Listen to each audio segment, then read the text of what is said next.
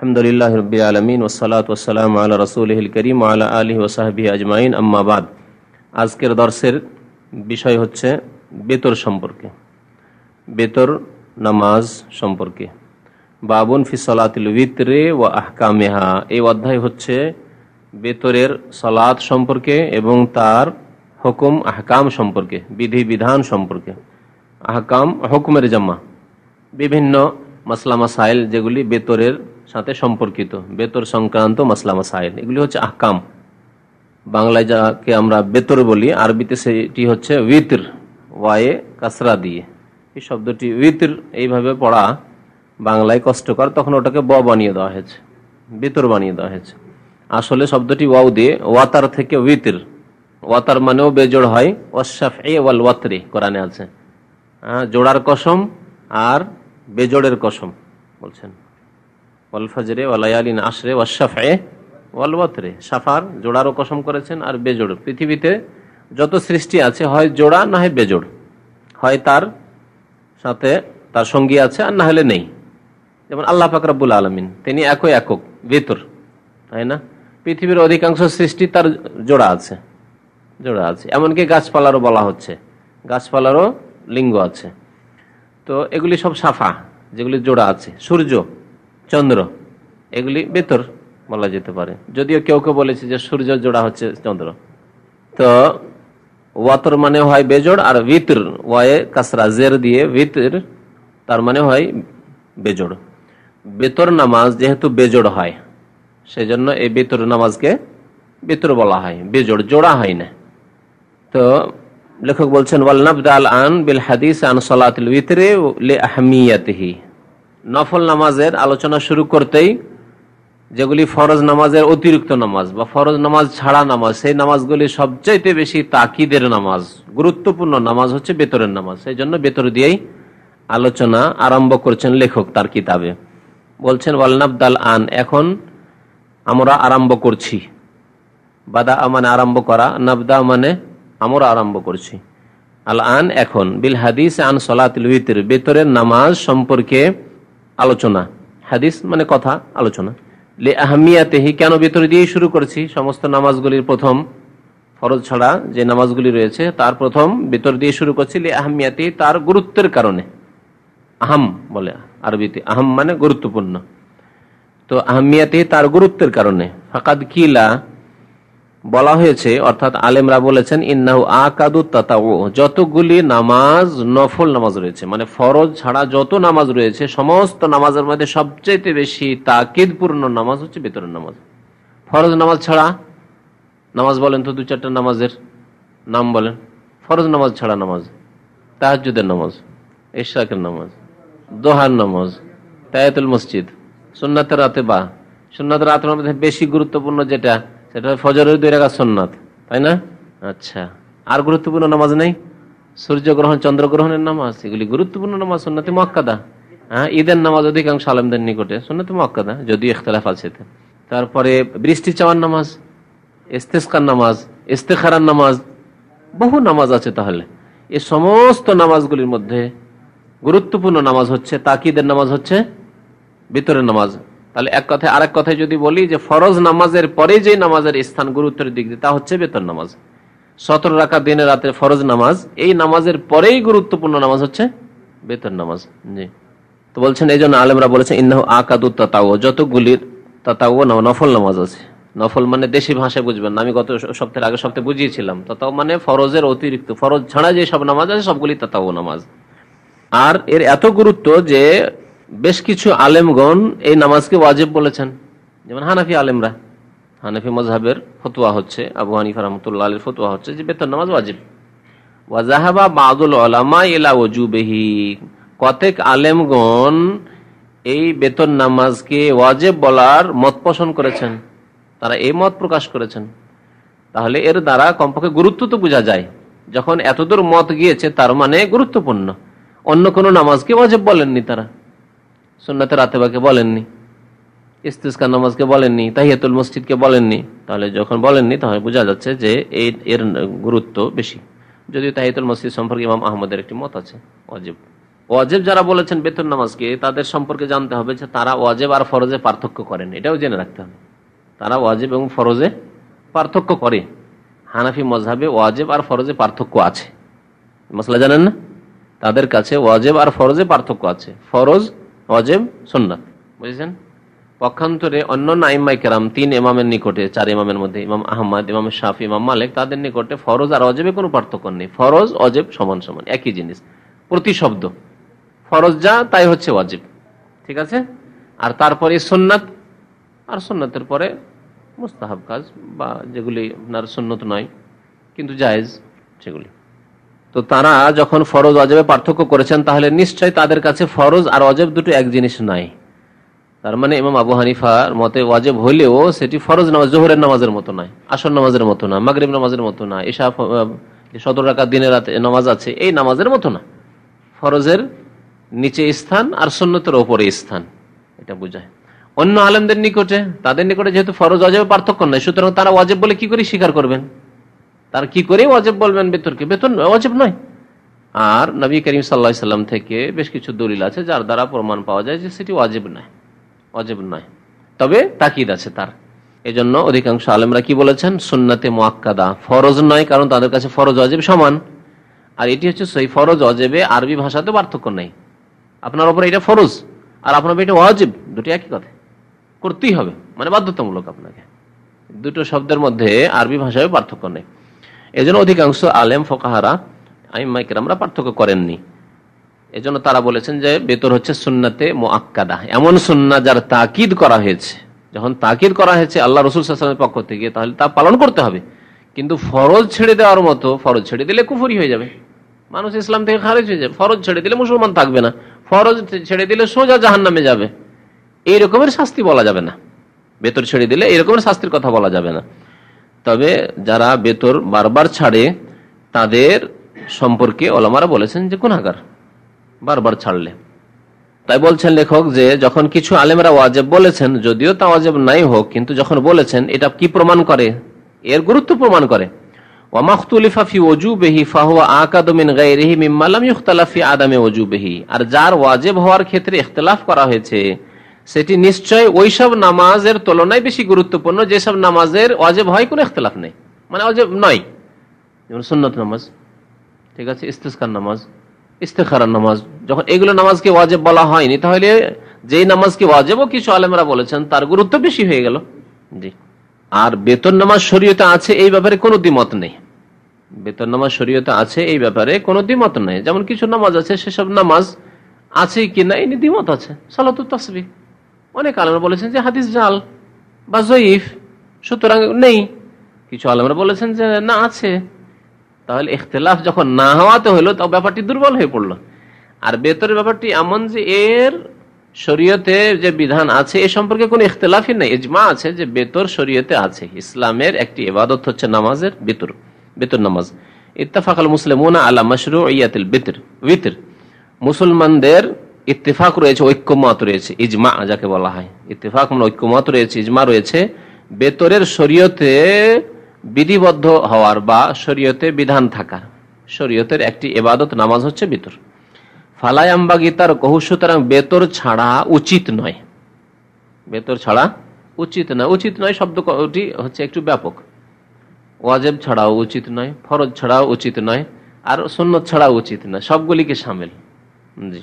ফালায়াম্বাগি তার কহু, আপনি জেনে শুনে ছেড়ে দিবেন।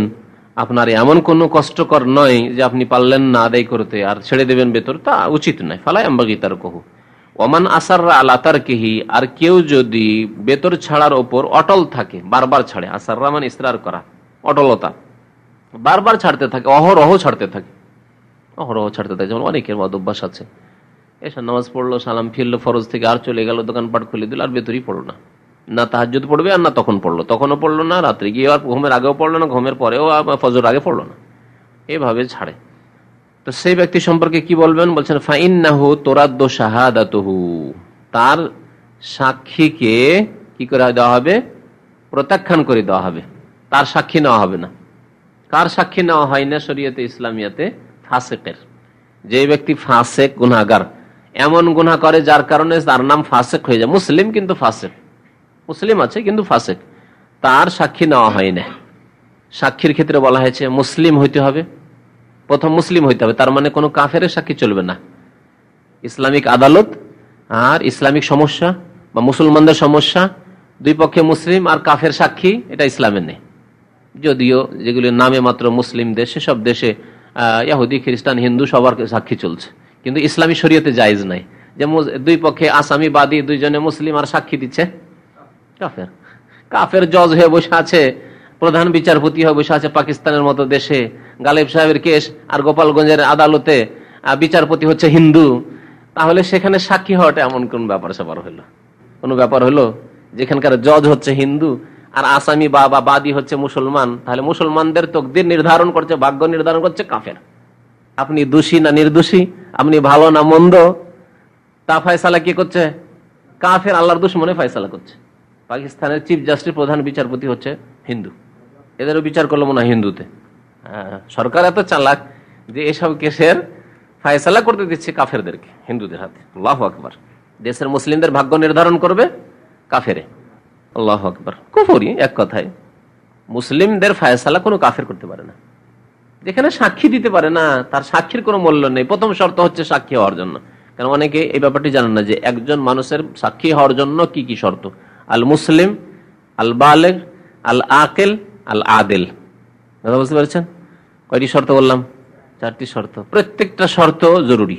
মুসলিম হইতে হবে, তাহলে কোনো কাফের সাক্ষী মুসলিমের কেসে চলবে না। মুশরিকের সাক্ষী চলবে না, বেনামাজির সাক্ষী চলবে না। নামাজ ছাড়া যদি কুফরি হয় তাহলে সে মুসলিমই নয়, তাহলে তার সাক্ষী চলবে না। আল বালেগ, সাবালক হইতে হবে। তা নাবালক ছেলে, 10 বছরের ছেলে সাক্ষী দিচ্ছে, চলবে না।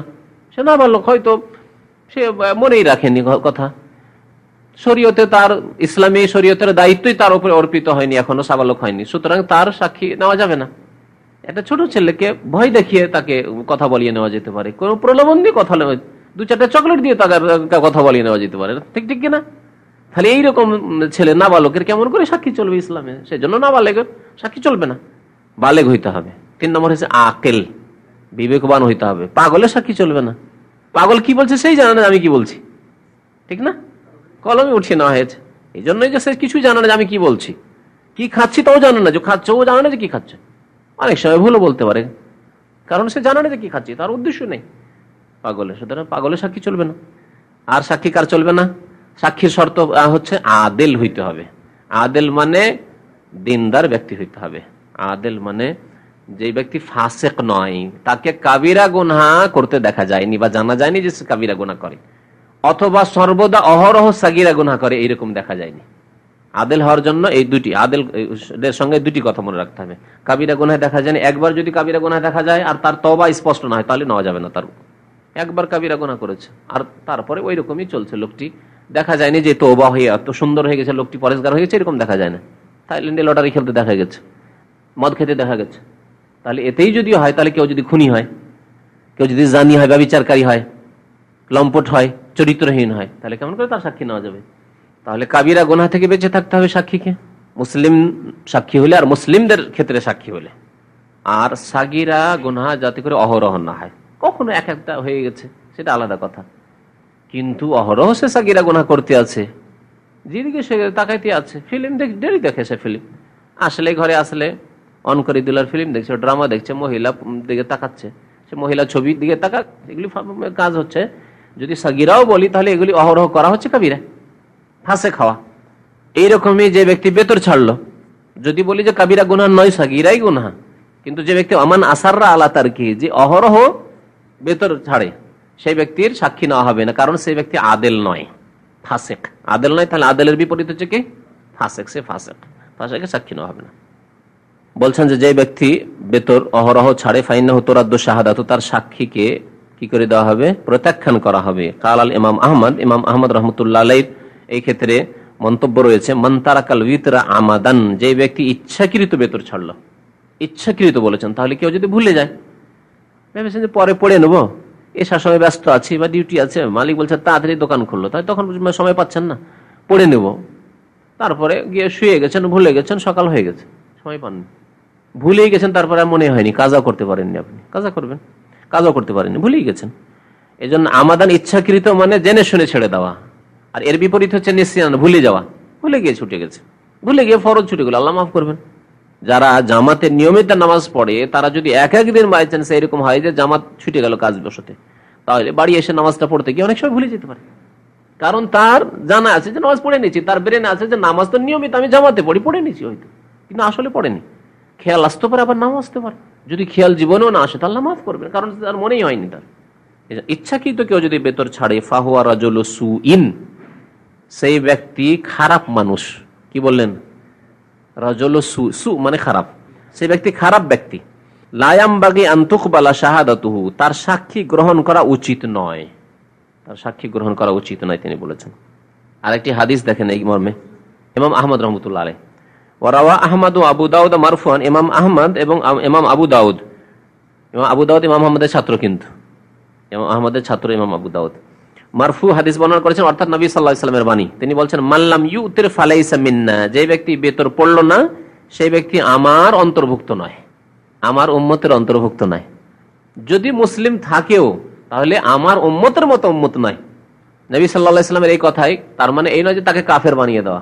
অনেক সময় আমরা বলি, আপনার ছেলে, দুটো ছেলে আছে, একটা ছেলে ভালো, বলছেন এটা আমার ছেলে, আর একটা ছেলে একটু খারাপ, বেয়াদব, কথাবার্তা শোনে না, বলেন একটা করতে আর একটা করে, যেটা আমার ছেলে নয়। কার ছেলে রে?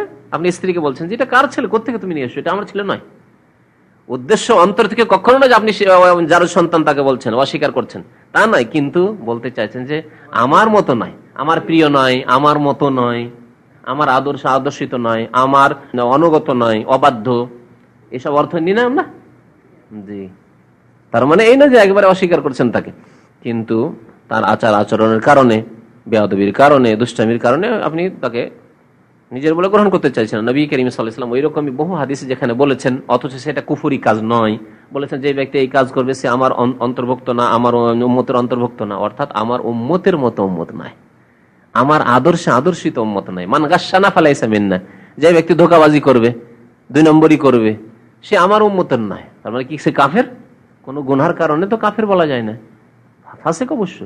নবী সাল্লাল্লাহু আলাইহি ওয়াসাল্লামের আদর্শ খেয়ানত করা নাই, কাউকে ধোঁকা দেওয়া নাই, কাউকে কোনো কিছু বিক্রি করছেন আর ধোঁকা দিয়ে বিক্রি করছেন, তার দোষ ত্রুটি লুকিয়ে রাখছেন, এইরকম করা নাই। সুতরাং আপনি নবী সাল্লাল্লাহু আলাইহি ওয়াসাল্লামের উম্মতের মতো উম্মত নন।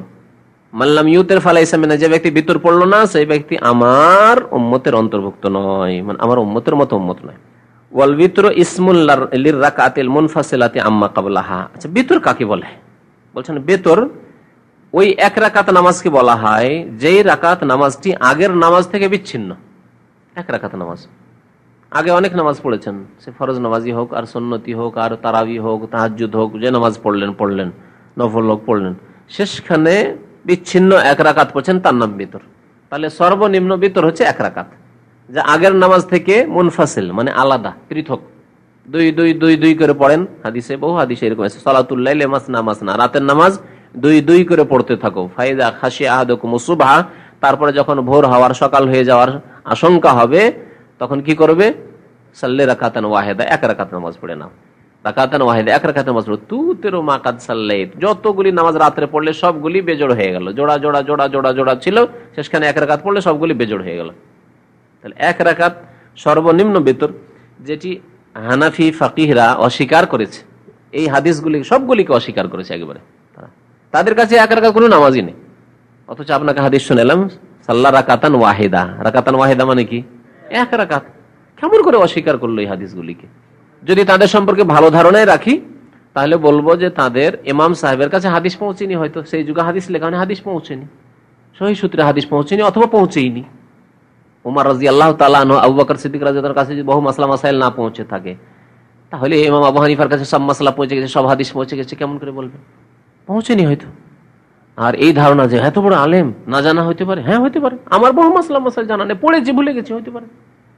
আপনি মাসলা জিজ্ঞাসা করছেন, তখন আমরা তাহকিক করছি, দেখছি যে দেখি ব্যাপারটি এ করে সন্দেহের মধ্যে আছি, অথচ এই ব্যাপারে হয়তো অনেক সময় ফতোয়া দিয়েছি, 5 বছর আগে 7 বছর আগে ফতোয়া দিয়েছি, পড়েছি ভুলে গেছি, হইতে পারে না? বহু ক্ষেত্রে হইতে পারে। 40 বছর থেকে শুধু এই পড়া পড়া পড়া পড়া করেও ভুলে যাচ্ছে। মানুষ তো, আমি মানুষ, তিনিও মানুষ ছিলেন, তারও হইতে পারে। তারপরে সেই যুগে হাদিসের কিতাব লিখা হয়নি, মানুষের মুখে মুখে ছড়িয়ে ছিটিয়ে ছিল, হইতে পারে এই হাদিস এক রাকাতের হাদিসই পৌঁছেনি ইমাম আবু হানিফাকে, তিনি কুফায়, সুদূর কুফায় থাকতেন, মক্কা মদিনা থেকে এত দূরে থাকেন। সাহাবাই কেরাম কুফাতে কজনই বা গিয়েছেন? 2-4 জন সাহাবাই কেরাম, বেশিরভাগ সাহাবাই কেরাম তো মক্কা মদিনা হেজাজে থেকে গেছেন। তাবেঈনা, বড় বড় তাবেঈনা, তারা এই কাছাকাছি এসব এলাকায় থেকে গেছেন, মক্কা মদিনা এইসব জায়গায় থেকে গেছেন। তাহলে তিনি ওই রকম হয়তো জানার সুযোগ সুবিধা পান। তারপরে বলছেন ওয়ালিস সালাসের রাকাত, 3 রাকাতকে বেতর বলা হয়। 1 রাকাতও বেতর বলা হয়, 3 রাকাতকে বেতর বলা হয়। কেন? 3টাও বেজোড়, বেতর মানে বেজোড়, 3ও বেজোড়। ওয়ালিল খামস, 5 রাকাতকে বেতর বলা হয়। ওয়াসাব, 7 রাকাতকে বেতর বলা হয়। ওয়াতিস, 9 রাকাতকে বেতর বলা হয়। ওয়াল ইহদা আশারাতে, 11কেও বেতর বলা হয়। 11 রাকাত তারাবি সহ বা তাহাজ্জুদ সহ পড়লেন, সবটাই বেজোড়। কিন্তু সবগুলিকে আপনি বেজোড় করে দিলেন শেষখানে, সবগুলি বেতর, একসাথে পড়তে পারেন। ইযা কানাত হাযিহি রাকাত মুত্তাসিলাতান বিসালামিন ওয়াহিদ, যদি এই রাকাত গুলি 11 রাকাত আপনি এক সালামে পড়ে নেন, এটাও পড়তে পারেন। কিন্তু বেতর পড়ার বিভিন্ন তরিকা আছে। 11 রাকাত যদি এক সালামে পড়তে হয় তো কি করতে হবে? 10 রাকাত একটানা পড়ে চলে যেতে হবে, কোনো তাশাহুদ নেই। 10ম রাকাত পড়ার পরে আত্তাহিয়াত পড়বেন, আত্তাহিয়াত পড়ার পরে আবার উঠে যাবেন, গিয়ে আরেক রাকাত পড়বেন। ঠিক আছে না? যে এইরকম করে এক সালামে যদি পড়া হয় তাহলে সবগুলি বেতর। 11 রাকাত কি বেতর বলবো? আর যদি সালাম থেকে আলাদা করে দেন, 2 রাকাত করে সালাম ফিরিয়ে দিয়েছেন, তাহলে আর ওই 2 রাকাত যখন আলাদা হয়ে গেছে তখন আর ওটাকে বলার দরকার নেই। বা 4 রাকাত আলাদা হয়ে গেছে তখন আর ওটাকে বেতর বলার দরকার নেই। বলবেন যে এটা হচ্ছে কিয়ামুল লাইল বা কিয়ামে রমজান, এটা হচ্ছে তাহাজ্জুদ, এটা হচ্ছে তারাবি। আর বাকি 1 রাকাত পড়লেন যেটা একসাথে, অথবা 3 রাকাত একসাথে পড়লেন, সেটা বেতর। ফায়দা কানাত হাযিহি রাকাতু বিসালামাইনি, এই রাকাতগুলি যদি 2 সালামে হয়, ফা আকসার বা ততোধিক, ফাল বিতরু ইসমুল রাকাতিল মুনফাসিলাতি ওয়াহদাহা, তাহলে 1 রাকাত যে পৃথক করে পড়লেন সেই রাকাতের নাম বেতর। 1 রাকাত যদি আলাদা করে পড়েন তার নাম বেতর। তাহলে যদি 3 রাকাত একসাথে পড়েন তো তার নাম কি? যখন 11 রাকাতের নাম বেতর হচ্ছে, তাহলে 3 রাকাত যদি একসাথে পড়েন বেতর, বেতর তার নাম। 1 রাকাত আলাদা করে পড়েন তো 1 রাকাত বেতর। যেমন এই দেশে রমজান মাসে যে পড়েন, 2 রাকাত পড়ে সালাম ফিরিয়ে দেওয়া হয়, তারপরে কি করা হয়? আবার 1 রাকাত পড়া হয়। তাহলে বিতর বলবেন, ওই পৃথক 1 রাকাতকে বেতর পড়বেন বলবেন। কারণ নবী সাল্লাল্লাহু আলাইহি ওয়াসাল্লাম বলেছেন যে তোমরা শেষখানে 1 রাকাত বেতর পড়ে নেবে, বহু হাদিসে বলেছেন। সুতরাং 1 রাকাতই বেতর। জি। ওয়া ওয়াক্তুল উইতরি ইয়াবদাউ মিন বাদি সালাতিল ইশাইল আখিরাতি ওয়া ইস্তামিরু ইলা তুলুইল ফজরি, বেতরের সময় কখন থেকে শুরু আর কখন শেষ? জি, শুরু হয় কখন থেকে? এশার নামাজের পর থেকে। জি, লেখক এখানে এশায় আখেরা বলেছেন, এশায় আখেরা, তাহলে বোঝা গেল এশায় উলা আছে। হাদিসের ভাষায় মাগরিবকে এশায় উলা বলা হয়েছে, প্রথম এশা। এই জন্য মাগরিব থেকে পৃথক করার জন্য এশার নামাজকে এশা আরবি ভাষায় কি বলা হয়? এশায় আখেরা, শেষ এশার নামাজ। ওয়াক্তুল বিতরে, বিতরের ওয়াক্ত হচ্ছে, সময় হচ্ছে ইয়াবদাউ মিন বাদি সালাতিল ইশাইল আখেরা, শেষ এশার নামাজের পর থেকে শুরু হয়। এশার নামাজের পরে বেতর পড়তে পারেন, তাহলে তার আগে বেতর চলবে না। বেতরটা আগে সেরে নিয়ে, তাড়াহুড়া আছে, বেতরটা আগে সেরে নি, খুব ক্লান্ত আছি, জামাত তো শুরু হচ্ছে না, জামাতের আগে বেতর সেরে নিল, চলবে? হবে না, নামাজ সময়ের পূর্বে হয়ে গেল। ওয়াস্তামিরু ইলা তুলুইল ফজর, আর শেষ সময় ইস্তামির মানে কন্টিনিউ, এই সময় চলতে থাকবে ইলা তুলুইল ফজর, ফজর হওয়া পর্যন্ত। তুলুই ফজর যখন বলা হচ্ছে তাহলে শুভ সাদেক হওয়া পর্যন্ত, পূর্ব দিকে ফর্সা হওয়া, আড়াআড়ি চওড়া ভাবে ফর্সা হওয়া, একে বলা হয় শুভ সাদেক, বা একে বলা হয় তুলুই ফজর। ফজর হওয়া, ফজর আজানের যে আউয়াল ওয়াক্ত, যখন আজান হয়। আজকাল ক্যালেন্ডারে যে আজানের সময় রয়েছে, যেমন আজানের সময় হইল ফজরের, আজান দিক আর না দিক, বাংলাদেশে তো আবার সূর্য উঠার কাছাকাছি সময় আজান দেবে, সারা দুনিয়া একবারে জোনাক আলোকিত হয়েছে তখন আজান দেবে। হানাফিরাতে একবার ফজর নামাজকে একেবারে লেট করে পড়ে, সূর্য উঠার 5 মিনিট 10 মিনিট আগে ফজর নামাজ পড়বে। তাহলে কারো বিলম্ব করা শরীয়তে কোনো মূল্য রাখে না, আসল হচ্ছে সহি ওয়াক্ত। তো ফজরের আউয়াল ওয়াক্ত, পূর্ব দিক যখন চওড়াই ভাবে ফর্সা হয়ে গেছে, সেটা হচ্ছে প্রথম ফর্সা দেখা গেছে, ফজর হয়ে গেছে, তখন বেতরের সময় শেষ, আর বেতরের সময় নেই। ফাফিস সাহিহাইন, সুতরাং বুখারী মুসলিমের হাদিসে রয়েছে আয়েশা রাদিয়াল্লাহু আনহা, আয়েশা রাদিয়াল্লাহু তাআলা আনহা থেকে বর্ণিত, কালাত বলছেন, মিন কুল্লিল লাইলি আওতারা রাসূলুল্লাহ সাল্লাল্লাহু আলাইহি ওয়াসাল্লাম, আল্লাহ রাসূল সাল্লাল্লাহু আলাইহি ওয়াসাল্লাম রাতের প্রত্যেক অংশে বেতর পড়েছেন, রাতের প্রত্যেক অংশে বেতর পড়েছেন। মিন আউয়ালিল লাইলি, কখনো প্রথম রাতে এশা পরে পড়ে নিয়েছেন, ক্লান্ত আছেন আর জাগতে পারবো না, অসুস্থ আছেন আর হয়তো জাগা যাবে না, প্রথম রাতে এশার নামাজের পরে পড়ে নিয়েছেন। ওয়াউসাতে, মধ্যরাত্রে পড়েছেন, রাত 12টা 1টার দিকে পড়েছেন। ও আখেরি, আর শেষ রাতে পড়েছেন, রাত 3টে 4টার দিকে পড়েছেন। ফান্তাহা বিতরুহু ইলা সাহরি, কিন্তু তিনি শেষ জীবনে বেতর পড়তেন সাহারি খাওয়ার সময়, ভোর রাত্রে। সাহার বলা হয় ভোর রাত্রের সময় থেকে, ভোর রাত্রের সময় একেবারে শেষ অংশ। এই শেষ অংশে নবী করিম সাল্লাল্লাহু আলাইহি ওয়াসাল্লাম শেষ জামানায় বেতর পড়তেন। কারণ এই সময়টা হচ্ছে সর্বোত্তম সময়। এই সময় আল্লাহ পাক রব্বুল আলামিনের কাছে তওবা ইস্তেগফার দোয়া করার বড় প্রশংসা করা হয়েছে কোরআনে এবং হাদিসে। আর এই সময় পৃথিবী একেবারে চুপচাপ নিস্তব্ধ থাকে। যাদের সারা রাত ঘুম আসে না, ভোর রাত্র খানে ঘুম চলে আসে। সারা রাত টেনশনের কারণে ঘুম আসে না, 12টা হয়ে গেল, 1টা হয়ে গেল, 2টো হয়ে গেল, যেমনই 2টো 2:30 হইতে যাচ্ছে ঘুম চলে এলো। কারণ ইবলিস শয়তান এখন আমাকে ফজর পড়তে দেবে না, ফজর এখানে ঘুম চলে এলো। যতগুলি শয়তান ওই আপনার কর্নিশে পার্কে ঘোরাঘুরি করছে, সারা রাস্তায় ঘুরে বেড়াচ্ছে, দেখবে রাত যেমনই 3টা হয়েছে সবাই এসে গাড়ি লাগাচ্ছে। গাড়ি লাগিয়ে অনেক সময় দেখি ফজর আজান হয়েছে বা হতে যাচ্ছে, মসজিদে যাচ্ছে, দেখছি এখন গাড়ি লাগাচ্ছে, গাড়ি পার্কিং করে ঘরে ঢুকলো শোয়ার জন্য। যতগুলি শয়তান সব চুপচাপ থাকে ওই সময়। ওই সময় আপনি আল্লাহ পাক রব্বুল আলামিনের সাথে সম্পর্ক করেন। সাহারির সময়, ভোর রাত্র, ওই সময় জেগে থাকা হচ্ছে গুরুত্বপূর্ণ। যে ব্যক্তি ওই সময় জেগে থাকবে ফজর আজানের পূর্ব সময়, সে ব্যক্তি অবশ্যই ফজর নামাজ পড়বে।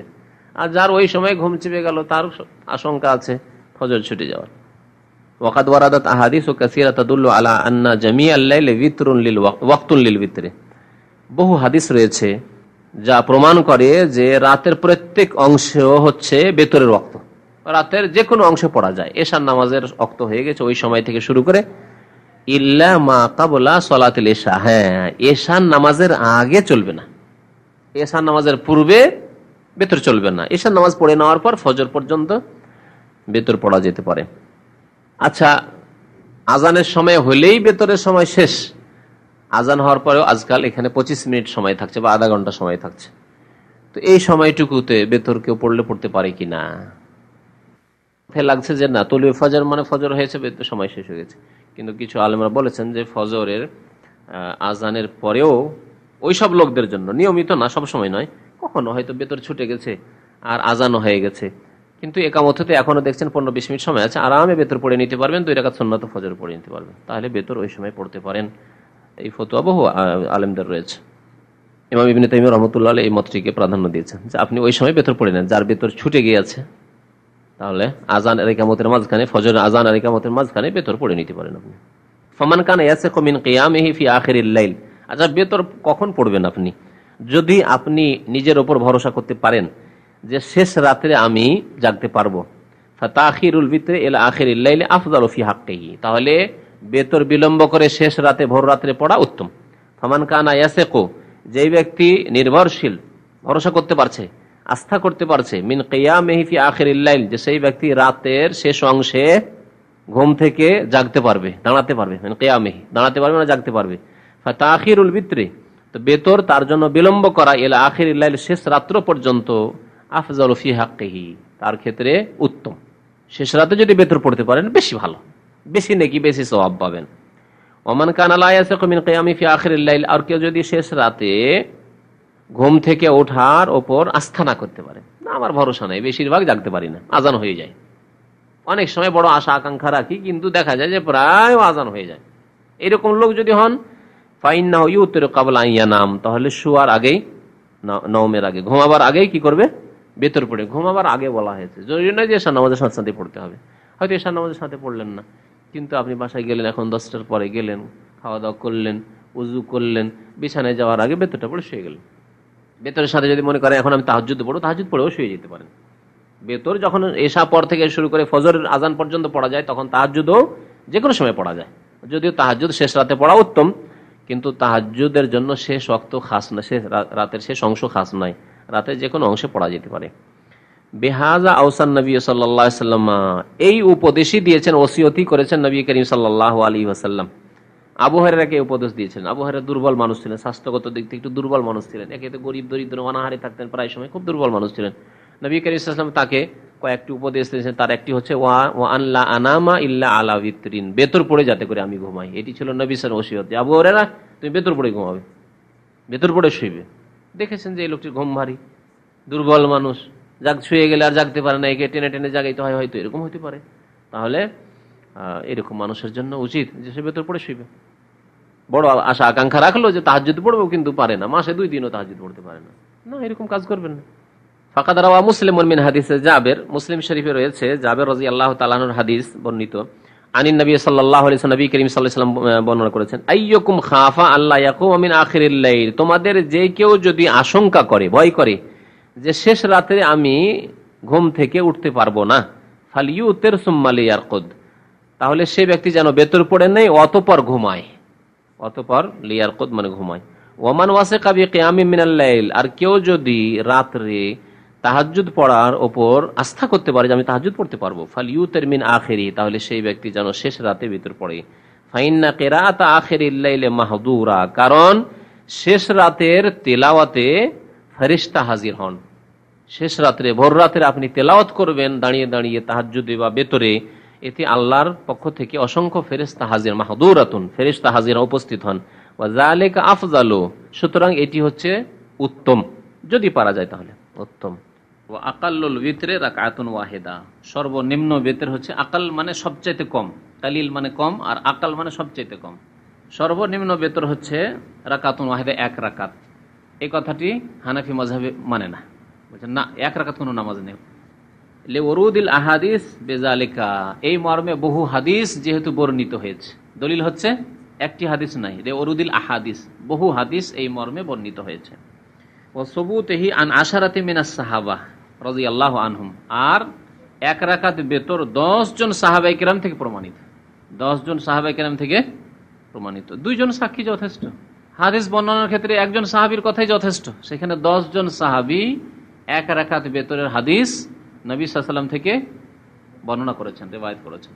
লাকিনাল আফজাল ওয়াল আহসান আন তাকুনা মাসবুকাতান বিশাফা, তবে উত্তম হচ্ছে যে 2 রাকাত পড়ে, শাফা হচ্ছে জোড়া নামাজ, জোড়া নামাজ পড়েন তারপরে 1 রাকাত পড়েন, এটা হচ্ছে উত্তম। কারণ নবী সাল্লাল্লাহু আলাইহি ওয়াসাল্লাম তাহাজ্জুদ পড়েছেন সব সময়, তিনি শুধু শুধু 1 রাকাত বেতর পড়েননি, তাহাজ্জুদ পড়েছেন 2 করে, তারপরে আলাদা করে পৃথক করে 1 রাকাত বেতর পড়েছেন। আর 1 রাকাত যখন আলাদা করে পৃথক পড়েছেন তো 1 রাকাত নামাজ জায়েজ হয়ে গেল। কিন্তু উত্তম কি হচ্ছে, নবী সাল্লাল্লাহু আলাইহি ওয়াসাল্লামের তরিকায় তাহাজ্জুদ আপনি পড়তে পারছেন না, তাহলে কমের পক্ষে কি করেন, 2 জোড়া পড়েন, মানে 2 রাকাত জোড়া নামাজ পড়েন, তারপরে 1 রাকাত পড়েন। 3 রাকাত বেতর পড়ার ক্ষেত্রে এই 2টি তরিকার মধ্যে এটি একটি তরিকা, যেটি এই সৌদি আরবে এই নিয়মই, এখানে তারাবির পরে বেতর পড়ে না, 2 রাকাত পড়ে সালাম ফিরিয়ে দিল, এই নামাজের শাফা নামাজ মানে জোড়া নামাজ, জোড়া 2 রাকাত।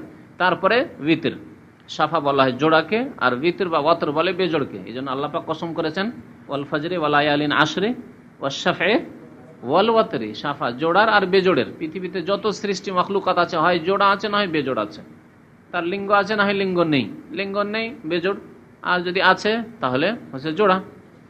লাকিনাল আফজাল, কিন্তু উত্তম হচ্ছে, ওয়াল আহসান আর ভালো হচ্ছে এই যে আনতাকুনা মাসবুকাতান বিশাফা, শাফার পরে জোড়া নামাজের পরে যাতে করে 1 রাকাত বেতর পড়া হয়। 2 রাকাত নামাজ পড়ে আপনি বেতর পড়েন, তাহলে এশার নামাজ 4 রাকাত ফরজ পড়লেন, 2 রাকাত সুন্নাতে রাতিবা পড়েন, তারপরে যদি 1 রাকাতই শুধু বেতর পড়েন, টোটাল 7 রাকাত নামাজ যথেষ্ট।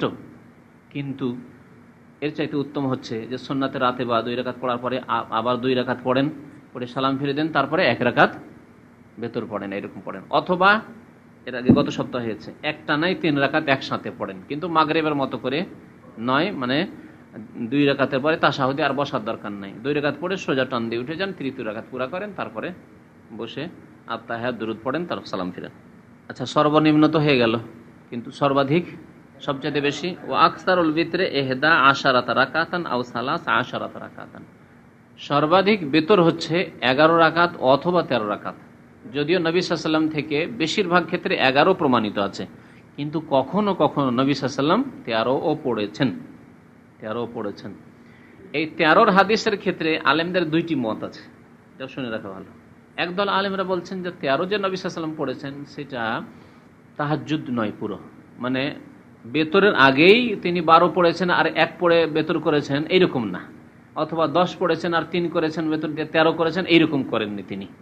কি করেছেন তাহলে? তারা বলছে, তাদের মত হলো যে না, নবী সাল্লাল্লাহু আলাইহি ওয়াসাল্লাম 11ই পড়েছেন, 8 3 11, অথবা 10 পড়ার পরে 1 পড়ে 11 পড়েছেন, আর বেতরের পরে বসে বসে 2 রাকাত নামাজ পড়েছেন, এটা সহিহ হাদিসে আছে।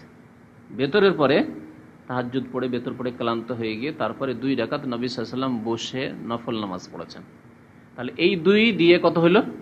13। তারা বলছেন এইভাবে 13, বেতরের আগেই তিনি 10 বা 12 পড়ে নিয়ে 13 করেছেন বেতর সহ, এরকম করেননি, একদল ওলামারা বলছেন। কিন্তু কথাটি ঠিক নয়, অধিকাংশ আলেমরা বলেছেন যে না, নবী সাল্লাল্লাহু আলাইহি ওয়াসাল্লাম কখনো কখনো 13ও পড়েছেন, তাহলে 13 পর্যন্ত পড়া যেতে পারে, তাহাজ্জুদ পড়া যেতে পারে। আর তাহাজ্জুদ বা বেতরের সময় এশার থেকে শুরু করে ফজর আজান পর্যন্ত যে কোনো সময় আপনি পড়তে পারেন, এশা পরে আপনি 13 রাকাত পড়তে পারেন, তবে নবী সাল্লাল্লাহু আলাইহি ওয়াসাল্লাম বেশিরভাগ সময় কত রাকাত পড়েছেন? 11 পড়েছেন, এটা বলবেন না। বেশিরভাগ হাদিসের জন্য 11 এসেছে। মা আয়েশা রাদিয়াল্লাহু তাআলা আনহাকে যখন জিজ্ঞাসা করা হয়, বুখারী শরীফের হাদিস, যে কাইফা কানা সলাতু রাসূলিল্লাহি সাল্লাল্লাহু আলাইহি ওয়াসাল্লাম বিল লাইলে, রাতে আল্লাহ রাসূল সাল্লাল্লাহু আলাইহি ওয়াসাল্লাম নামাজ কেমন পড়তেন, রাতের নামাজ কেমন পড়তেন, কিয়ামুল লাইল, তখন মা আয়েশা রাদিয়াল্লাহু তাআলা নবী সাল্লাল্লাহু আলাইহি ওয়াসাল্লাম সম্পর্কে জিজ্ঞাসা করা হচ্ছে। মা আয়েশা রাদিয়াল্লাহু তাআলা আনহাকে, আল্লাহর নবীর বিবি, তিনি সবচেয়ে বেশি তার সারা বছরের আমল জানেন, কারণ স্ত্রী জানবে স্বামী সম্পর্কে। আর বিশেষ করে নবী সাল্লাল্লাহু আলাইহি ওয়াসাল্লাম, তিনি শুধু স্বামী নন, তিনি রাসূলুল্লাহ, তার কাছ থেকে আহকাম মাসলা মাসাইল শিখতেও হবে। এই দিক দিয়ে আরো বেশি জানার ব্যাপারটি গুরুত্বপূর্ণ আরো হয়ে যায়। মা আয়েশা রাদিয়াল্লাহু তাআলা আলেমাও ছিলেন, ফাকিহা ছিলেন, অত্যন্ত বিদ্বান ছিলেন। তিনি বলছেন, তার কথা শুনেন, মা কানা ইয়াজিদু ফি রমাদান ওয়ালা ফি গায়রিহি আলা 11 রাকাতান। তিনি রমজান মাসে হোক আর অন্য কোনো মাসে হোক 11-র বেশি পড়তেন না, 11-র অতিরিক্ত পড়তেন না। তাহলে এর দ্বারা কি বোঝা যায় যে দুই একটি হাদিসে যে 13-র কথা এসছে সে সম্পর্কে হয়তো মা আয়েশা রাদিয়াল্লাহু তাআলা আনহা খেয়াল করেননি বা জানা ছিল না, বা অধিকাংশ আমলটা বর্ণনা করেছেন তিনি, যে অধিকাংশ তিনি 13 পড়েন, কখনো হয়তো 6 মাসে, 2 মাসে, 3 মাসে বা মাসে একবার হয়তো 13 কখনো পড়েছেন, সেজন্য সেটা তিনি গণ্য করেননি। অধিকাংশ সময়ের নবী সাল্লাল্লাহু আলাইহি ওয়াসাল্লামের ভালো অভ্যাসটিকে বর্ণনা করেছেন যে 11-র বেশি তিনি পড়তেন না। মা কানা ইয়াজিদু ফি রমাদান ওয়ালা ফি গায়রিহি। এই হাদিস দ্বারা আরো প্রমাণিত হয় যে রমজানে হোক আর অন্য মাসে হোক রাতের টোটাল নামাজই হচ্ছে 11 রাকাত, বুঝতে পেরেছেন? কিন্তু আমাদের দেশের হানাফি সমাজ তারা কি বলছে যে না, এটি হচ্ছে 11 রাকাত, যেটা হচ্ছে এটা তাহাজ্জুদ, এটা হচ্ছে তাহাজ্জুদ, আর তারাবি আলাদা। যদি নবী সাল্লাল্লাহু আলাইহি ওয়াসাল্লাম তারাবি আলাদা পড়তেন, আর সেটা 20, হানাফিদের মতে সেটা 20 তারাবি, 20-এর কম তাদের কাছে নেই, 20 তারাবি মানে 20, বুঝতে পারছেন? তাহলে মা আয়েশা রাদিয়াল্লাহু তাআলা আনহার এই কথা বলা ভুল হয় না, যে মা কানা ইয়াজিদু ফি রমাজানা, রমজানে হোক ওয়ালা ফি গায়রিহি, আর অন্য মাসে হোক, মা কানা ইয়াজিদু বেশি করতেন না, কিসের ওপর? আলা 11-র ওপর। কেন বললেন তিনি? তাহলে তিনি বলতেন যে দেখো, তিনি তাহাজ্জুদ পড়তেন 11 রাকাত, কিন্তু রমজান মাসে তিনি 11 পড়তেন আর তারাবিও পড়তেন, 20ও পড়তেন। তাহলে হানাফিদের মতটি ঠিক হইতো, বুঝতে পারছেন? এই হাদিস দ্বারা খণ্ডন হয়ে যায় যে না, নবী সাল্লাল্লাহু আলাইহি ওয়াসাল্লাম কখনো 20 পড়েননি, 30 পড়েননি, 40 পড়েননি, ওই 11ই পড়েছেন রমজানও অন্য মাসেও। তবে নামাজ খুব দীর্ঘ লম্বা হইতো, নামাজ খুব লম্বা হতো, যেমন ওই হাদিসে আছে যে তুমি জিজ্ঞাসাই করিও না যে কত লম্বা হইতো আর কত সুন্দর হইতো, ফালা তাসআল আন হুসনিহিন্না ওয়া তুলিহিন্না। তো নবী সাল্লাল্লাহু আলাইহি ওয়াসাল্লাম বেশিরভাগ সময় 11 পড়তেন, এটাও প্রমাণ হলো এই হাদিস দিয়ে। মা আয়েশা রাদিয়াল্লাহু তাআলা আনহা বললেন যে 11-র বেশি তিনি পড়তেন না, কখনো কখনো 13 পড়তেন। তা বলছেন আও সালাসা আশারাতা রাকাতান, অথবা 13 পড়তেন। ইউসাল্লিহা রাকাতাইন রাকাতাইন, পড়ার ধরন কেমন হইতো, নিয়ম কেমন হইতো? 2 করে পড়তেন আর সালাম ফিরতেন, 2 রাকাত পড়ে সালাম ফিরতেন, 2 রাকাত পড়ে সালাম ফিরতেন। সুম্মা ইউসাল্লি রাকাতান ওয়াহিদা, অতঃপর শেষখানে কি করতেন? 1 রাকাত নামাজ পড়ে নিতেন। ইউতিরু বিহা, যার দ্বারা সমস্ত নামাজগুলিকে বেতর করে নিতেন, বেজোড় করে নিতেন। লিকাউলি আয়েশা রাদিয়াল্লাহু আনহা, কারণ আয়েশা রাদিয়াল্লাহু তাআলা আনহা বর্ণনা করেছেন, কানা রাসূলুল্লাহ সাল্লাল্লাহু আলাইহি ওয়াসাল্লাম ইউসাল্লি বিল লাইলি, আল্লাহ রাসূল সাল্লাল্লাহু আলাইহি ওয়াসাল্লাম রাতে নামাজ পড়তেন 11 রাকাতান, 11 রাকাত। ইউতিরু মিনহা ওয়াহিদা, তার মধ্যে 1 রাকাত বেতর পড়তেন, তার মধ্যে 1 রাকাত বেতর পড়তেন। রাওয়াহু মুসলিম, মুসলিম শরীফের হাদিস। আর অন্য হাদিস শুনলাম যেটি আছে যে কমও করতেন না, বেশি করতেন না, 11 রাকাতের বেশি, যেটা বুখারীতে রয়েছে। ওয়াফি লাফজিন, আরেকটি রিওয়ায়াতে রয়েছে, ইউসাল্লিমু বাইনা কুল্লি রাকাতাইন, প্রত্যেক 2 রাকাতে সালাম ফিরতেন। এটা দ্বারা আরো প্রমাণ হয়ে গেল যে 4 করে পড়তেন না। নবী সাল্লাল্লাহু আলাইহি ওয়াসাল্লাম রাতে তাহাজ্জুদ নামাজ 4 রাকাত করে পড়তেন না, বরং 2 রাকাত করে পড়ে সালাম ফিরতেন। ওয়া ইউতিরু বিওয়াহিদা, আর 1 রাকাত দ্বারা বেতর করতেন। এটা হচ্ছে সবচাইতে ভালো তরিকা, উত্তম তরিকা। যে আপনার কোনো প্রয়োজন হতে পারে নামাজের মধ্যে, 2 রাকাত পড়ে সালাম ফিরলেন, আপনার প্রয়োজন পুরা করলেন, পানি খেতে হবে, আপনাকে আর কিছু করতে হবে, কাজায়ে হাজাত করতে হবে, ওযু নষ্ট হইতে পারে, আরো কিছু হইতে পারে, কারোর সাথে কথা বলতে হইতে পারে, কেউ আপনার অপেক্ষা করতে পারে, ইত্যাদি মেলা কিছু হইতে পারে। একসাথে যদি একটানা যদি আপনি 11 পড়েন, তাহলে মধ্যখানে এগুলিতে অসুবিধা দাঁড়াতে পারে অনেক সময়। ওয়ালাহু আইয়াসরুদাহা, কিন্তু জায়েজ আছে। আর ওই মুসাল্লির জন্য জায়েজ হচ্ছে যে আইয়াসরুদাহা, একটানা পড়ে, সারাদা মানে একটানা পড়ে নেওয়া, একটানা পড়ে নেবেন। তাহলে 11 রাকাতকে আপনি কি করবেন? একটানা, সালাম ফিরাফিরি নেই, পড়ে যাচ্ছেন, সালাম ফেরাও নেই, বসাও নেই, সালাম ফেরাও নেই, বসা নেই। সুম্মা ইয়াজলিসু বাদাল আশরাত, তাহলে 10 রাকাত পর্যন্ত একটানা পড়ে যাবেন আপনি। 10 রাকাত পড়ে বসবেন, ইয়াজলিসু বাদাল আশরা, 10 রাকাত পড়ে বসবেন। ওয়া ইয়াতাশাহাদু, তারপরে আত্তাহিয়াতু তাশাহুদ পড়বেন। ওয়ালা ইউসাল্লিম, কিন্তু সালাম ফিরবেন না, সালাম ফিরবেন না, উঠে যাবেন। সুম্মা ইয়াকুমু, অতঃপর দাঁড়িয়ে যাবে। ওয়া ইয়াতি বিল হাদিয়াত আশারা, আর তারপরে 11 রাকাত পুরা করবে। তারপর 11 রাকাত নিয়ে আসবে, মানে 11 রাকাত পুরা করবে। ওয়াতা শাহাদু, তারপরে তাশাহুদ পড়বে। আর তাশাহুদের এখানে বললো না যে নবীর উপর দুরূদ পেশ করবে, কারণ তাশাহুদ শব্দটি এমন ওলামাদের নিকটে, ফোকাহাদের নিকটে তাতে আল্লাহুম্মা সাল্লি আলা মুহাম্মদ এইটাও শামিল। সো তাশাহুদ পড়বে মানে দুটি করবে, আর তাহিয়াতও পড়বে আর আল্লাহুম্মা সাল্লি আলা মুহাম্মদ পড়বে, ওয়া ইউসাল্লিম এবং সালাম ফিরবে, তার সাথে দোয়া মাসুরা যেগুলি আছে সেগুলি পড়বে। উত্তম, আফজাল আর কি, জরুরি নয়। ওয়ালাহু আন ইয়াসরুদাহা ওয়ালা ইয়াজলিসু ইল্লা বাদাল হাদিয়াতি আশার। দুই রকম তরিকা এর আগে হয়ে গেল তাহলে না। একটা হচ্ছে 2 রাকাত করে সালাম ফিরা, আর 10 রাকাত পড়া হয়ে গেল, তারপরে 1 রাকাত পড়া একটা। দ্বিতীয় তরিকা কি বললো, যে 2 করে পড়তে থাকেন একটা না পড়ে, যখন 10 হয়ে গেছে তখন বসে যান, আর তারপর আত্তাহিয়াত পড়ে সালাম না ফিরে উঠে যান, উঠে গিয়ে 1 রাকাত পড়েন। তৃতীয় তরিকা বলছে ওয়ালাহু আন ইয়াসরুদাহা, আর এটাও জায়েজ যে একটা না পড়ে যাবে, ওয়ালা ইয়াজলিসু ইল্লা বাদাল হাদিয়াতি আশার, বসলেন না 10 রাকাত পড়ে বসলেন না, একবারে 11 রাকাত পড়ে বসলেন, এটাও জায়েজ আছে। এক তাশাহুদে এটাও জায়েজ আছে। ওয়াতা শাহাদু, তাশাহুদ পড়বে এবং সালাম ফিরবে। ওয়াসিফাতুল উল আফজাল, তবে প্রথম পদ্ধতিটি হচ্ছে উত্তম। প্রথম পদ্ধতি হচ্ছে উত্তম। প্রথম পদ্ধতি কোনটি? 2 করে পড়া আর শেষখানে 1 রাকাত পড়া। জি, আর একটি তরিকা লেখক বর্ণনা করেনি, সেটাও চলতে পারে। সেটা কি, যে আপনি 11 রাকাতের মধ্যে 8 রাকাত পড়লেন 2 করে, 8 রাকাত পড়লেন 2 করে, আর বেতর কি করে দিলেন, 3 রাকাত একটানা করে দিলেন, সেটাও জায়েজ আছে। কিন্তু লেখকের নিকটে হয়তো সেটা দুর্বল, সেজন্য হয়তো সেটা পেশ করেনি, কিন্তু আছে, এটাও হাদিস সহিহ। ওয়ালাহু আন ইউতিরা বিতিসঈ রাকাতিন, আর মুসাল্লির জন্য জায়েজ যে 9 রাকাত বেতর পড়বে। 11 যেমন জায়েজ তেমন 9 রাকাত বেতর পড়া জায়েজ। ইয়াসরেদু সামানিয়ান, 8 রাকাত একটানা পড়ে যাবে। সুম্মা ইয়াজলিসু আকিবার রাকাতিস সামিন, 8 রাকাত পড়ে বসবে।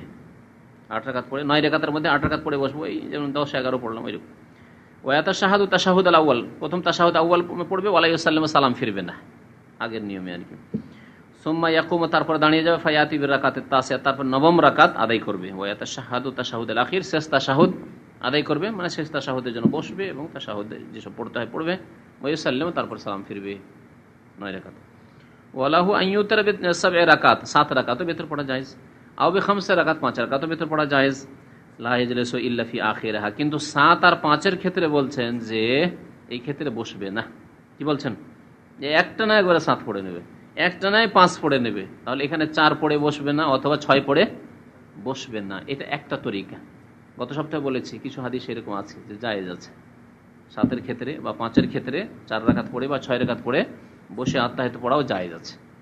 ওয়াতা শাহাদু ইয়াসাল্লিমু, তাশাহুদ দে বসবে এবং তাশাহুদ পড়ে দরুদ পড়ে সালাম ফিরবে। লিকাউলি উম্মে সালেমা রাদিয়াল্লাহু আনহা, কারণ উম্মে সালেমা রাদিয়াল্লাহু তাআলা আনহা বর্ণনা করেছেন, কানা রাসূলুল্লাহ সাল্লাল্লাহু আলাইহি ওয়াসাল্লাম ইউতিরু বিসাবঈন ওয়া বিখামসিন, আল্লাহ রাসূল সাল্লাল্লাহু আলাইহি ওয়াসাল্লাম 7 রাকাতও বেতর পড়তেন, 5 রাকাতও পড়তেন। লা ইয়াফসুলু বাইনাহুন্না বিসালামিন ওয়ালা কালাম, কিন্তু এই 7 আর 5-এর মাঝখানে না সালাম ফিরতেন না কথা বলতেন। তার মানে এখান থেকে লেখক কি নিল, যে একটানা 7 রাকাত পড়ে নেন, একটানা আপনি 5 রাকাত পড়ে নেন এরকম। ওয়ালাহু আন ইউতিরা বিসালাসি রাকাত, আর 3 রাকাত বেতর পড়াও জায়েজ, 3 রাকাত বেতর পড়াও জায়েজ।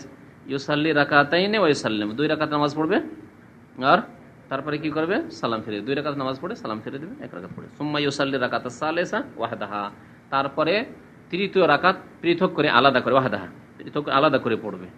একটাই তরিকায় লেখক বর্ণনা করলো। 3 রাকাতের ক্ষেত্রে যে একসাথে 3 রাকাত পড়া যাবে সেটা লেখক বর্ণনা করলেন না, কারণ কিছু কিছু মুহাদ্দিসিন কেরাম এই হাদিসটিকে জয়ীফ বলেছেন, যদিও তাতে আত্তাহিয়াত না পড়েন। আত্তাহিয়াত পড়ে মাগরিবের মতো করা, যেটা হানাফি তরিকা, সেটা তো অত্যন্ত দুর্বল এবং জয়ীফ, এই ক্ষেত্রে সবার ইত্তেফাক আছে।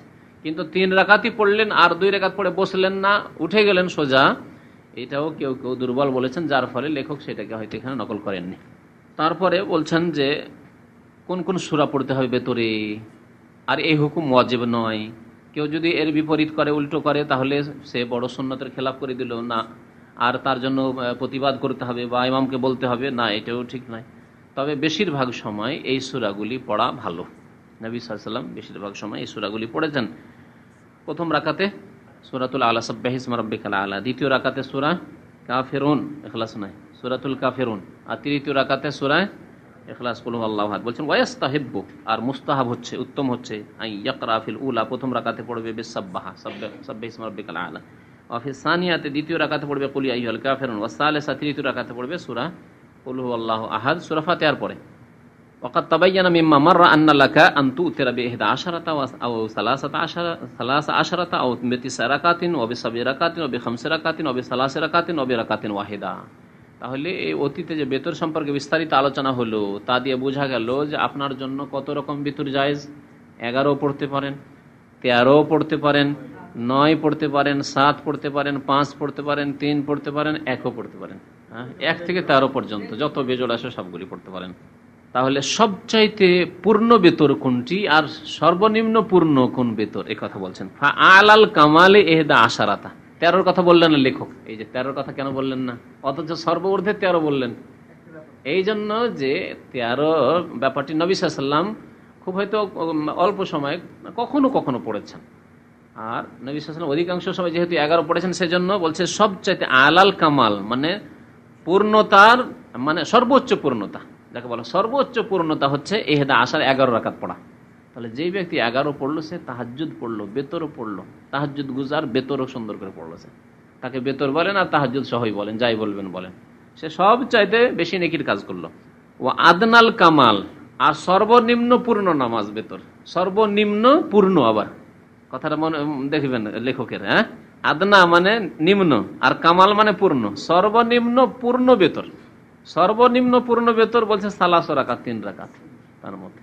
তাহলে 1 রাকাত কি হানাফিদের মধ্যে 1 রাকাত অস্বীকার করছেন নাকি? এতক্ষণ তো বয়ানই করেন 1 রাকাত, বলছে ওয়াল মুজজিও রাকাতুন ওয়াহিদা, আর সাফিসিয়েন্ট, যথেষ্ট আপনার জন্য, মুজজি মানে কাফি, আপনার জন্য যথেষ্ট হচ্ছে, আপনার দায়িত্ব পালন হয়ে গেল, কাজ আদায় হয়ে গেল আপনার, রাকাতুন ওয়াহিদা 1 রাকাত দ্বারা, 1 রাকাত পড়লে আপনার বেতর আদায় হয়ে গেল।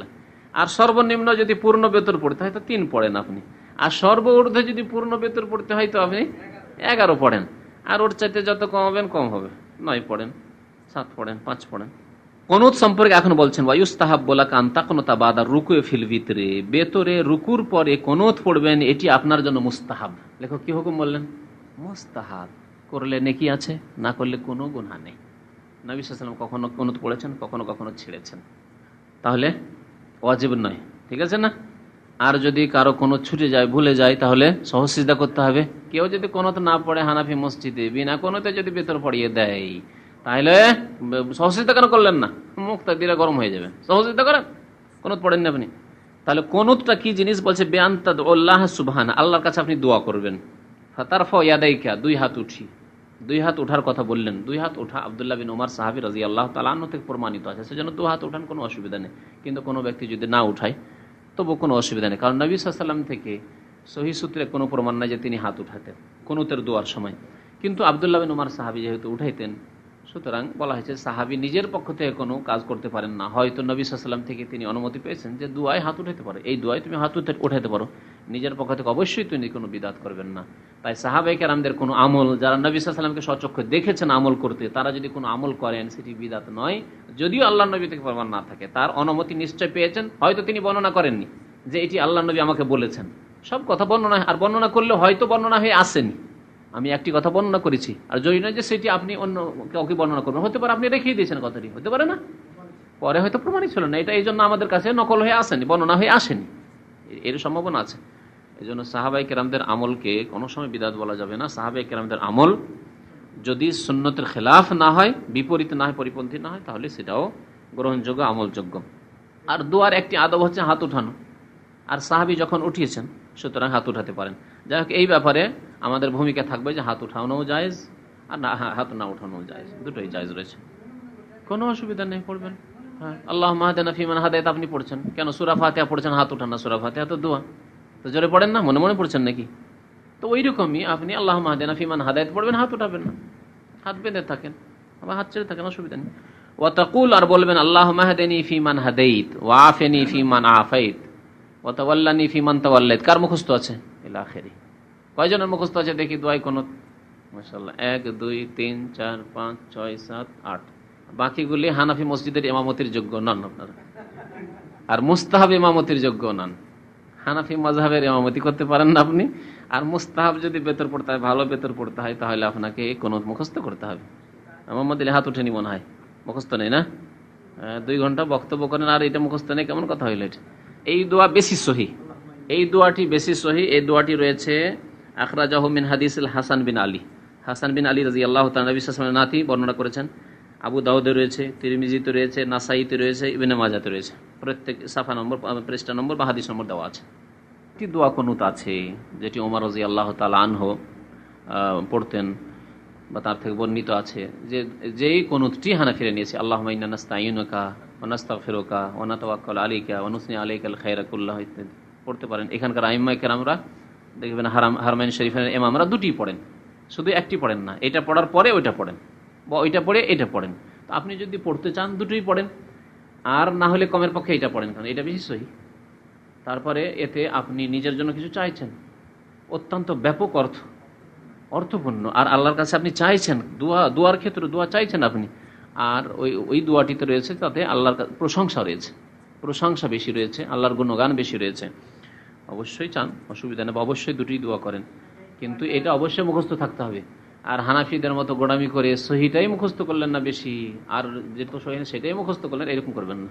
কুনুত এত লম্বা করার প্রমাণ নেই, এটা এখানকার প্রচলন, এই দেশের প্রচলন। লম্বা কুনুত করা আধা ঘন্টা ধরে অনেক দুর্বল মানুষের মুশকিল হয়ে যায় অনেক সময়।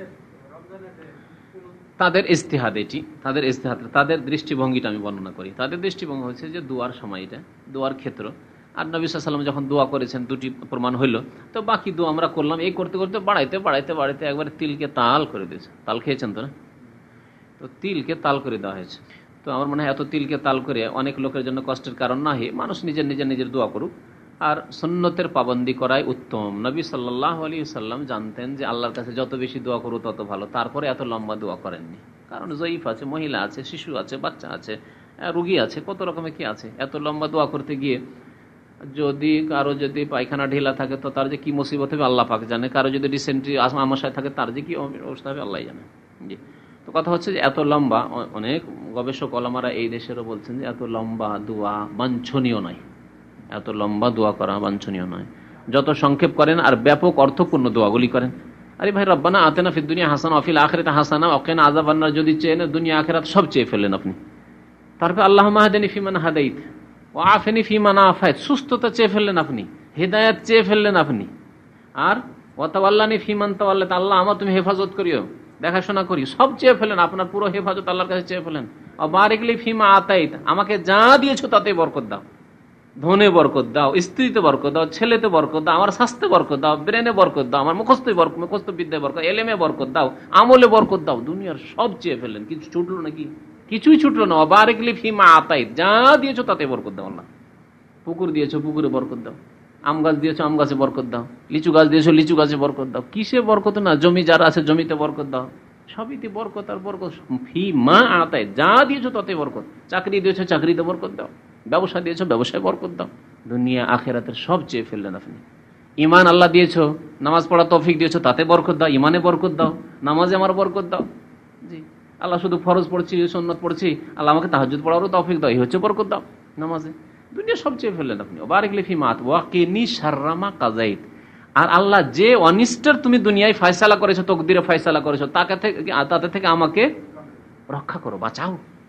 তাহলে জানে আমার ভাগ্য কখনো খারাপ না হয়। আল্লাহ সব চেয়ে ফেললেন আপনি, বরকত চেয়ে ফেললেন, আর আমার ভাগ্যে যাতে করে কোনো রকম অনিষ্টই না আসে, না বিপদ আসে, না অ্যাক্সিডেন্ট আসে, না অসুখ আসে, না বালা আসে, না রোগ আসে, না মুসিবত আসে, না কোনো খারাপ দৃশ্য আসে। ওয়াকিনি শাররা মা কাযাইতা, তুমি যে তকদিরে ফয়সালা করেছো তার সমস্ত অনিষ্ট থেকে আল্লাহ আমাকে বাঁচাও। ফাইন্নাকা তাকদি, দোয়া তো হয়ে গেল, বাকি এগুলি হচ্ছে আল্লাহর প্রশংসা। আল্লাহ তুমি ফয়সালা করতে পারো, কারো হাতে ফয়সালা নেই। ইন্নাকা তাকদি ওয়া লা ইউকযা আলাইক ইন্নাহু লা ইয়াযিল্লু মান ওয়ালাইত, আল্লাহ তুমি যাকে ভালোবাসো তাকে কেউ লাঞ্ছিত অপদস্থ করতে পারে না। ওয়া লা ইয়াইযু মান আদাইত, আর তুমি যদি কাউকে খারাপ মনে করো, কাউকে যদি তুমি কারোর সাথে শত্রুতা করো, কাউকে যদি তুমি ঘৃণা করো, মানে তুমি যদি কারোর উপর গজব নাযিল করো, রাগান্বিত হও কারোর উপর তার পাপের কারণে, গুনার কারণে, তাহলে তাকে কেউ সম্মান দিতে পারে না, কেউ সম্মান দিতে পারে না। দেখেন দুনিয়াতে সম্মান দেওয়ার জন্য বিএনপিরা কত চেষ্টা করেছিল, তারেক জিয়াকে আর তার মাকে আর হাসিনাকে, সবকে নিয়ে আল্লাহ জেলে ঢুকিয়ে দিল, তাই না? আওয়ামী লীগের হাসিনাকে সম্মান দেওয়ার জন্য, আর তাকে আগামী ইলেকশন খুব এই হয়ে যাচ্ছে, কতদিন আগে তাদের ইলেকশন হয়ে যাওয়ার কথা, আর ইলেকশন হয়ে প্রধানমন্ত্রী এবার হাসিনা হচ্ছেই। প্রধানমন্ত্রী কেন হবে? মেহমান খানে কি হাজির। ওয়া সাল্লাল্লাহু আলা নবিয়ানা মুহাম্মদ ওয়া আলা আলিহি ওয়া সাহবিহি আজমাইন।